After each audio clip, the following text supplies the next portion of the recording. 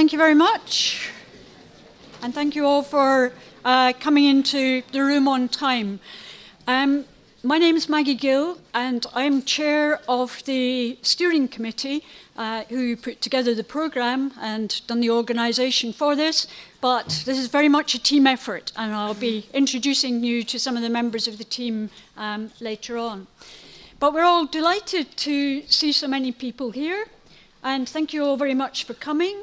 And thanks to everybody who's taken the time to prepare presentations, etc., for this meeting.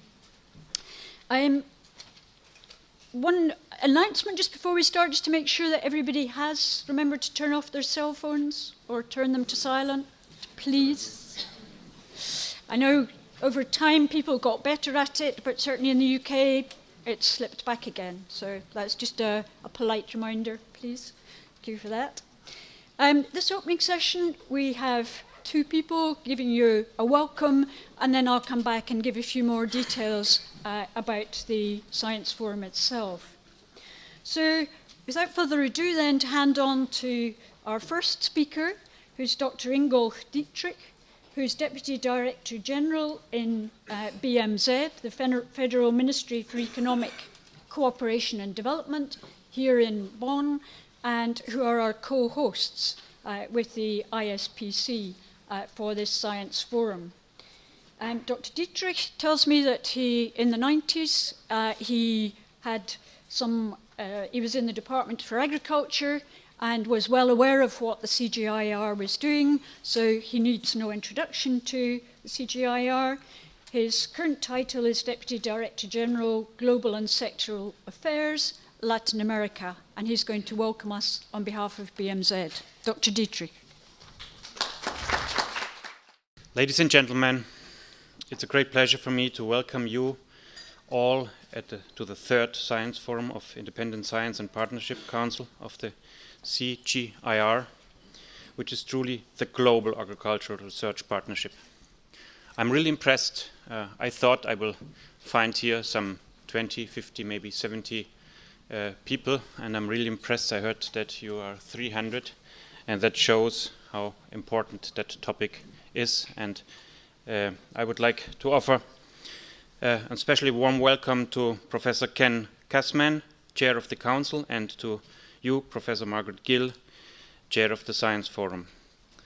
The German Federal Ministry for Economic Cooperation and Development, the BMZ, as already said, is very happy to co-host this conference. This is proof of the German commitment to development-oriented international agricultural research. More than 40 years ago, Germany was one of the founding members of the Consultative Group on International Agricultural Research, the CGIAR, which stands today, as I said, for a global agricultural research partnership. The CGIAR has developed into a network of highly qualified international agricultural research institutes with internationally renowned scientists. They address challenges, detect important trends, ask questions, and deliver concepts. Together with their partners, they are looking for viable solutions which are accepted by the people. Without the often pioneering work of the scientists of the CGIAR research centers, that is your work, ladies and gentlemen, there would be far more than the current 870 million people worldwide going hungry. You know that better than I do, so I do not need to say any more about it. But I would like to take the opportunity to say thank you for your work. Although current statistics show a slight decrease in these shocking figures, one thing is crystal clear. We have to fight global undernourishment and malnutrition with all our might. Ladies and gentlemen, let me structure my address in 4 topics. First would be Germany's commitment to food and nutrition security. Second, Germany's engagement in agricultural research. Third, the importance of innovation transfer. And fourth, the importance of networks and partnerships. Coming to the first topic, the BMZ, the Federal Ministry's commitment. The topic of your conference, Nutrition and Health Outcomes Targets for Agricultural Research, fits very well with the development objectives of my ministry, the BMZ. Our goal is access to sufficient, healthy and nutritious food at an affordable price for everybody. We believe that reducing undernourishment and malnutrition among children of preschool age is one of the most effective investments we can make. Even in this day and age, there are still 2 billion people who are malnourished. That is a scandal. At the same time, the global population is growing and our natural resources are under pressure. Thus, the challenge for governments, international agencies, researchers and farmers is huge. The renewed international attention being given to rural development and food security was overdue. We need politics, research and investments to address this challenge, and the German government has reacted accordingly. Between 2010 and 2012, we invested significantly more than 2 billion euros in rural development, agriculture and food security. We will continue our investments this year with more than 700 million euros. That is over 10% of the budget of my ministry. As a next step in future, we want to make even more goal-oriented use of these funds for food security. During the World Food Summit of the G8 countries in June this year in London, Minister Dirk Niebel announced that the Federal Ministry, the BMZ, will invest another 200 million euros up to 2020 for programs that provide healthy and nutritious food, especially for infants and mothers. Ladies and gentlemen, let me come to my second topic, Germany's engagement in agricultural research. We need agricultural research to be able to feed 9 billion people in 2050, despite the impact of climate change and other constraints on natural resources. The FAO estimates that production will need to be increased by 60% up to 2050. This goal can be achieved if we can increase productivity sustainably. Therefore, agricultural research is a key factor if we want to increase our knowledge about, for example, major crops such as rice and maize, and also about resilient systems, genetic resources, and the integrated management of water, land, and forests. Each year, Germany provides more than 20 million euros to support international development-oriented agricultural research. We put a lot of emphasis on jointly developing promising and relevant research topics. Nutrition and health outcomes are of crucial importance for us. The German funding is contributing, for example, to results like the biofungicide Aflasafe, which was developed by researchers at the International Institute of Tropical Agriculture, the IITA. It helps to fight the highly toxic aflatoxin, which is found, for example, in maize and groundnuts. Many poor people are chronically exposed to food that is contaminated with aflatoxin, especially in sub-Saharan Africa. New research indicates that it stunts growth in young children. That topic is on the agenda, I heard this afternoon. Let me come to my third topic, the importance of innovation transfer. As is clear from what I have already said, agricultural research is very important, but knowledge stored in books and databases and discussed at conferences is not going to increase food security around the globe.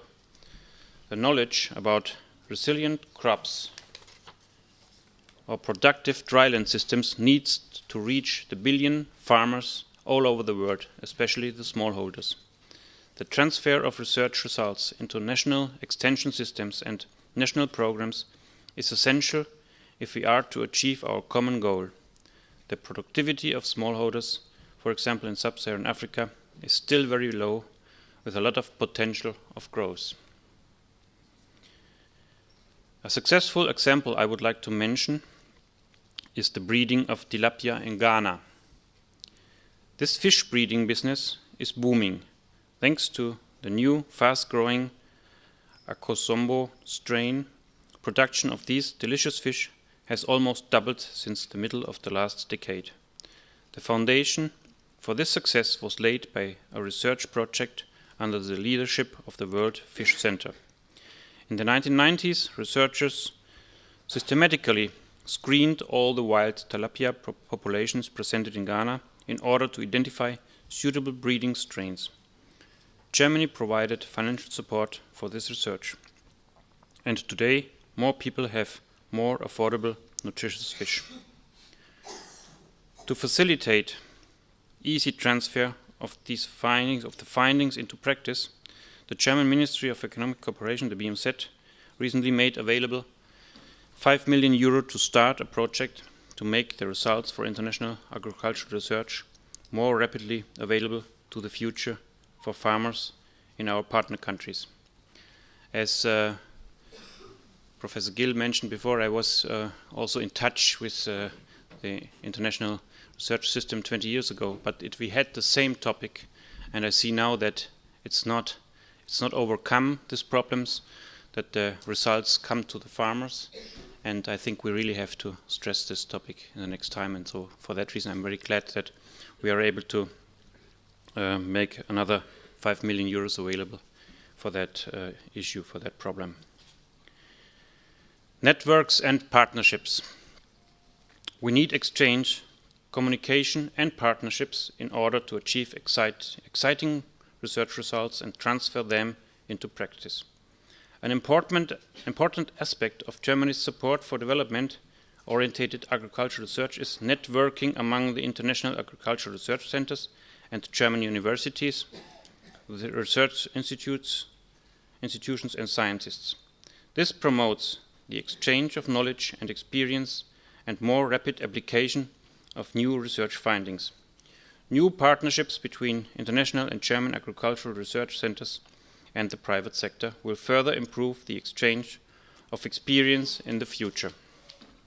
The know-how available in Germany will thus be utilized even more effectively to promote food security and reduce poverty, thanks to this facilitated sharing of new research findings. The BMZ also plays an active role in international strategic and policy-making processes that are of relevance for development-oriented agricultural research.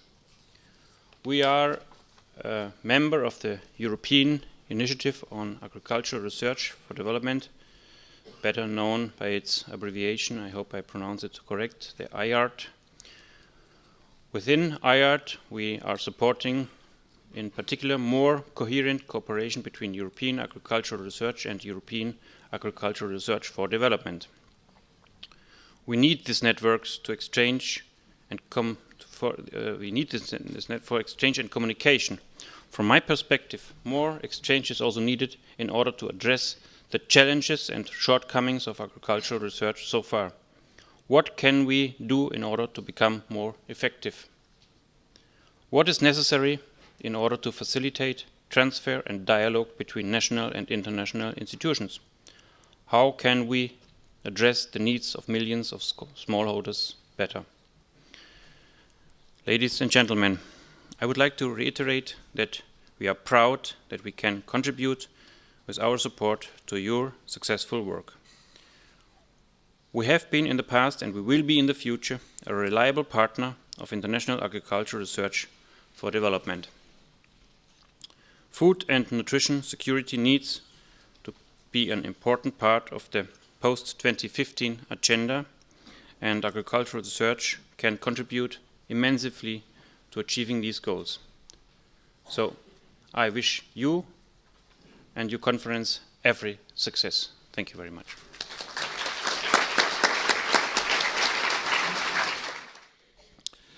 So on behalf of Let's go to the first slide there. Yeah, on behalf of the Independent Science and Partnership Council, I want to wish all of you well, and a big thanks for coming.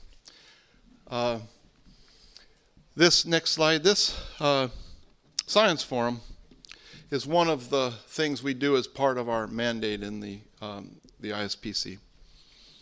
Now, just for background, because many of you here and are not a formal part of the CGIAR system, the Consultative Group of International Agricultural Research, the Consultative Group of International Agricultural Research, referred to as the CGIAR. That's a group of 15 international centers from all over the world, including IRRI in the Philippines, CIMMYT for maize in Mexico, ICRISAT based in Hyderabad, India, IATA about in Nigeria, CIAT, Colombia, IFPRI, Washington, et cetera, et cetera. And clearly I've left some of the 15 out. But the point is, these centers are now part of a centralized entity called a consortium that falls under the CGIAR. And the idea is for funding to be more coordinated and cohesive through this new arrangement to minimize duplication and to have a much stronger overall research portfolio. Last year, for instance, the budget was, or this current fiscal year, the budget is nearly $900 million, very significant. Next. Now, about 3 years ago, the CGR went through what they call a reformation. Not a religious reformation, no, but an organizational reformation. And it committed to a strategic framework that all research would focus on 4 what we call system-level objectives.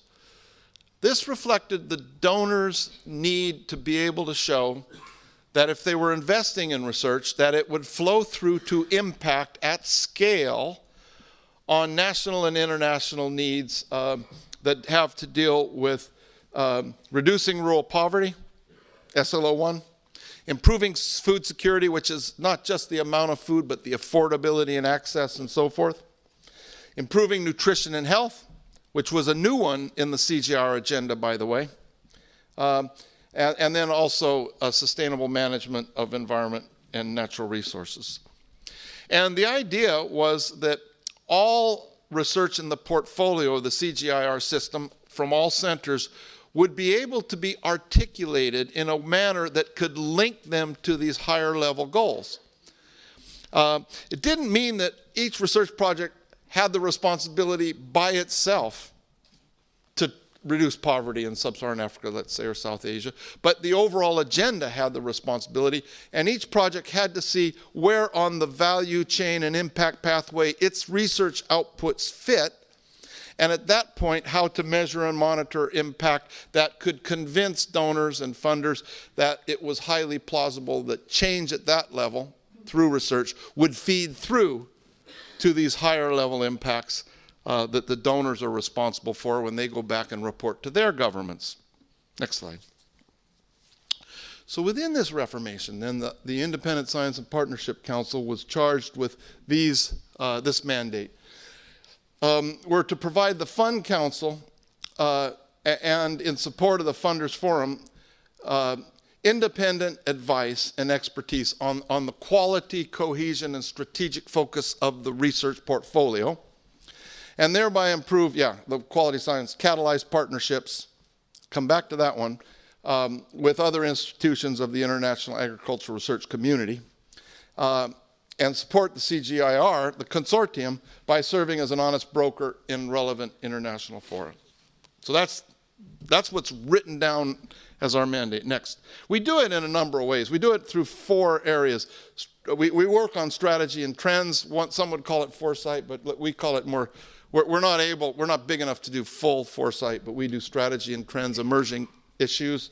We do program evaluation, ex ante, the science that comes into the portfolio. We don't do monitoring and evaluation of the products of those programs. We help to aid mobilization of science, which is another word for partnerships, but broad partnerships So in nutrition in particular, which is new to the CGIAR, we see our role to help catalyze a broader connection to a community of scientists outside the traditional agricultural research in the health and nutrition area. And then 4, impact assessment, and that's an entity to itself. Next. Oh, back. And within, if you go back, within the things we do then to achieve these 4 areas of activity, one of them is our biennial science forum, of which this is the 3rd event. Next. So in 2009, we had our first science forum. It was titled On Emerging Technologies of Importance to the CGR Research Portfolio. The second was in Beijing in 2011 on the nexus between agriculture, research, and the environment. By the way, there's a publication floating around here. We were able to publish a number of papers from that science forum in the Proceedings of the National Academy of Science, and I think we have copies here. And the aspiration, of course, would be to have similar publication of a compendium of influential papers from this science forum. And the third is the science forum that you're participating in today on nutrition and health outcomes. And my colleague, Dr. Gill, will go into detail about that. The point is here, I think, that we ourselves see an evolution in how we visualize this event as part of our mandate to mobilize science. And we're hopefully getting better at it. The goal is not to have the biggest possible conference, but the goal is to bring together communities of practice and science that aren't normally interacting in other venues. So the CGR is new to nutrition and health. There's a community that's been in nutrition and health beyond agriculture that's vast and large, and we're hoping at this venue to bring them together, as well as to bring the CGIAR stakeholders, the donors, the regional groups, and young scientists together to participate in this discussion. Next slide. So I want to thank again, as I close, BMZ for co-hosting. This has been really a very wonderful experience for us to have such a motivated and competent co-host.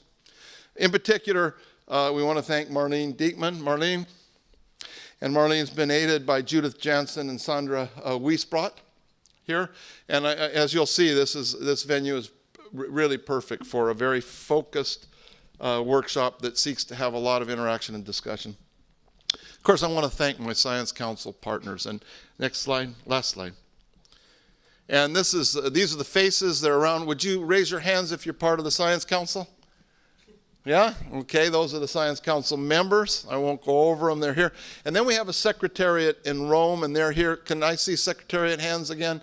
And they'll be circulating and working behind the scenes to try to capture all the wisdom and outputs from this venue so that we can then integrate it into our advice to the Fund Council and Consortium. And with that, I want to thank every one of you once more, and thank our hosts, and let's have a wonderful conference.